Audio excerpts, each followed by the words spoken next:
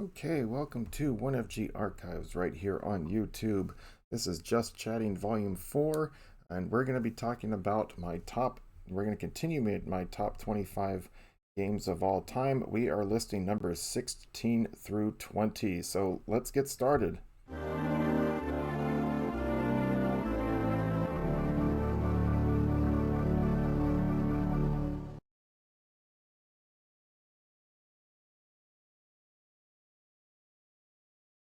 So I've already listed my top 21 through 25. You want to check that out in volume 3 of my segments here of Just Chatting. That will let you know what those 5 games are there.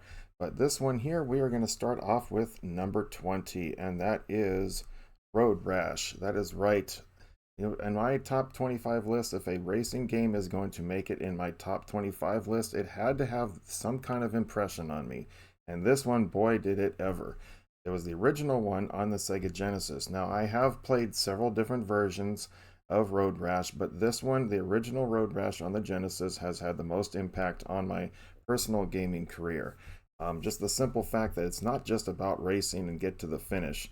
It's about learning how to brake at certain times. It's about learning how to use your weapons or for your punches and kicks and everything else that you can use to knock your opponents off their bikes, send them into cars, send them into signs, whatever it is that you could do, and just to get to that finish line. And of course, you can't get stopped but pulled over by cops. You can't be, crash yourself for too many times. You'll wreck your bike, that kind of thing.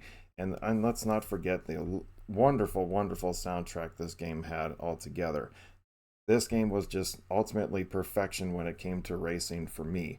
I can't. There's not too many racing games in my personal career that really actually made a huge difference, but this one in particular, I can't say enough about it, especially the graphics, the motion of it, and even if you played the Sega Master System version of this game, it was just absolutely fantastic.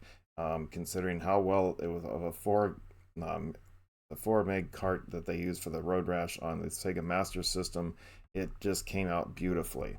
So moving on to the next one,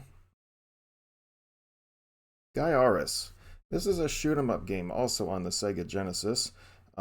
This one is actually pretty tough. I'm not gonna lie, it took me years before I was able to even get very far in this game. There are two different types of shoot 'em ups in the entire genre. There's either progressions or there's going to be checkpoints. In terms of when you die, you're either going to continue going on with the game or they will put you back in a checkpoint area. A couple examples of this would be like Life Force on NES, where if you die, or Thunder Force 3, if you die, you just continue on with the level. It just picks up and you just keep going. Or you're going to get a checkpoint, like let's say R-Type, for example. It'll take you back to a certain spot when you die. This is one of those games that has checkpoints, and that's why it made this game so difficult. When you do get a force field in this game, which allows you to take extra hits, but unfortunately, if you die, you have to go back to a certain checkpoint. There's usually about 2 or 3 per level that allow you to go back to it. But the main thing about this game, what made it so much fun, was the fact that your little TOS system you could send out to retrieve, weapons from your opponents and find out which weapons were best for which particular parts of the game. You had anything from horizontal laser, vertical laser, to certain ones that only lasted for one level, type of thing, like F formation or A bullet, those kind of things.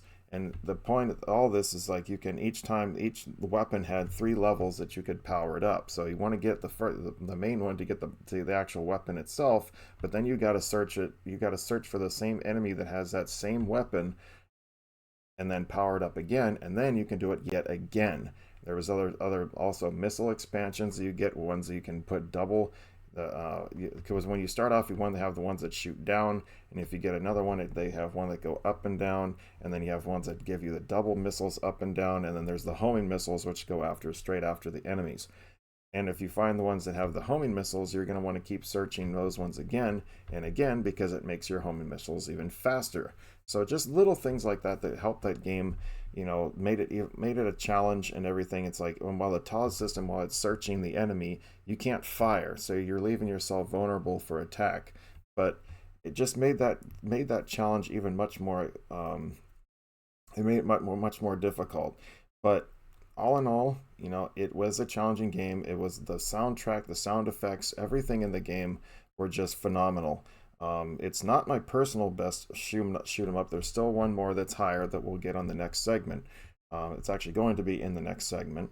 And but for now, as number 19 on my list, Gyruss on the Sega Genesis. You can actually check. I actually have done playthroughs of this game before, and you can check those out here right on the channel if you want to take a look at it. But I said the overall progression of the game, the difficulty, everything about this game, I love it. I can't stand it. I can't stand it. I can't get enough of it. And I just come back to it from time to time if I really want to give myself a challenge, that kind of stuff. It is an absolute phenomenal game. All right, so moving on to number 18, Metroid Fusion. This was another game that many of you know about me, that know that I love the Metroid series very much. This game just blew me away. The way that the progression, how many items are in the game and where they are, the storyline is what really got me going on this one, let alone the challenge of the actual game itself. This game was not easy by any means. Even when you started getting the extra suits and stuff like that, you still took a lot of damage. You still took, it still took a significant amount of like power ups and everything, your missiles and all that goodness, in order to actually deal damage to some of the bosses.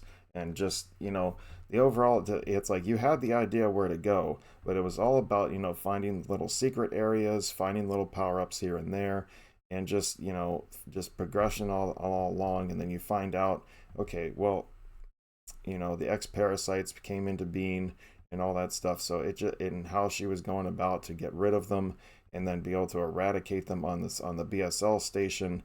And lo and behold, she's taking orders from her counterpart, which was a computer named Adam, which eventually down the line you'll find out in the future in Metroid Dread what that was all about. But in the meantime, and the whole storyline of this is what got me for this one the most. The fact that it was only on the Game Boy Advance, Nintendo was notorious for this and putting these things on there. This was about the same time that Metroid Prime came out, so they had the link cable in order to get the fusion suit into Metroid Prime. You could have the little link cable and stuff, so just a little added bonus, type of thing. And it just made this thing even that much more enjoyable. So I loved every bit of this thing, everything about Metroid Fusion.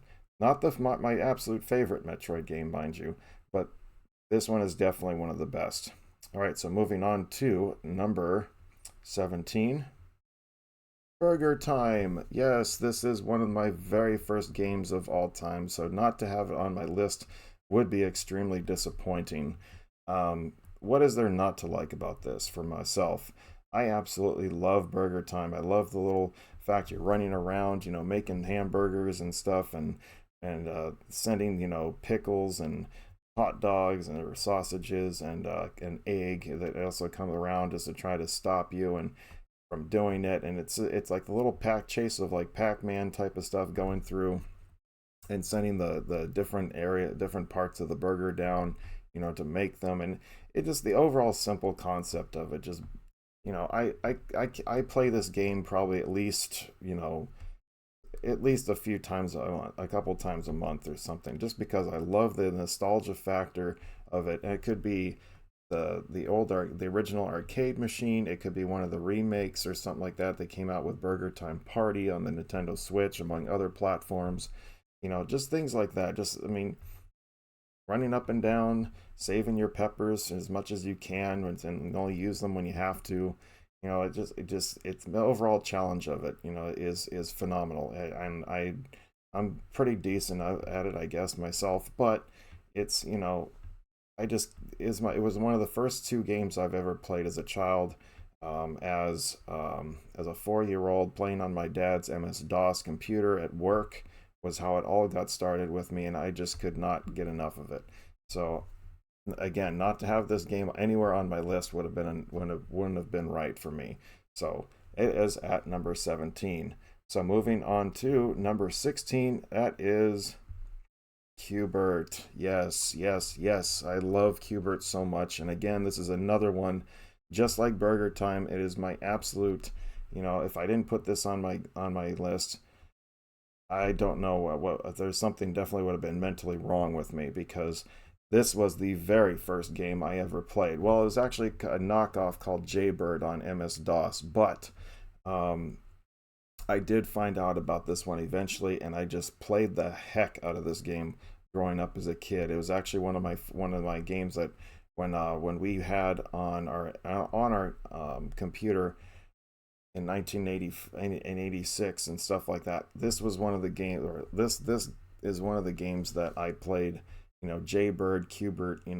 I played the heck out of these things even before we even got. Actually, I think it was 1985. It was before we even got our Nintendo NES and everything in the mid 1980s. I was playing on the computer left and right. I always had to ask my dad, hey, I want to play this. I want to do you mind? And he would always load up the computer when I had time, and I would just sit there for hours playing this thing. I've recently was at California Extreme this year, where I got to actually meet Warren Davis, one of the main programmer for Q*bert. Got my picture with him. He signed my Funko Pop and personalized it, and then he also signed my board game of Q*bert as well. So that was a major plus for huge geeking out moment for myself, and I just had an absolute blast.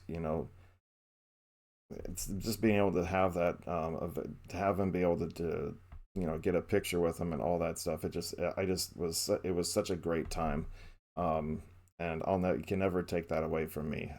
As much as I'm going to take that to my grave. And I also, even at California Extreme, finally met one of my all time, or my all time goals and playing Q*bert, which was reaching over 1 million points. And I finally did it, and I blew that score away. My previous score was like 800,000 points, and I blew that sucker away and made almost 1.1 million points. I took a picture of it and everything, and I told myself I'm going to retire from Q*bert. I'm not going to play this anymore. And here I am. I have a pending approval on speedrun.com for fastest to 8,000 points for a one up, which would be a world record at 1 minute 34 seconds. The run is actually here on the channel if you want to check it out. I said it's still pending approval. I submitted a couple months ago, but the person who approves the runs hasn't been online recently, so I'm just waiting on them to approve it. So hopefully in the near future. But anyway, that's going to wrap it up for this session of 1FG Archives here on Just Chatting session, I should say, Volume 4. I hope you've enjoyed, these games right here as much as I do. If you don't, whatever. This is my personal opinion. This is my personal top 25 list. On the next volume of Just Chatting, I am going to be discussing the next 5 games on the list, before 11 through 15. And I can tell you, as we get closer and closer to the top, you'll see that some of my top games, if you go on my Facebook page, you can actually see my top 2 through 10 already.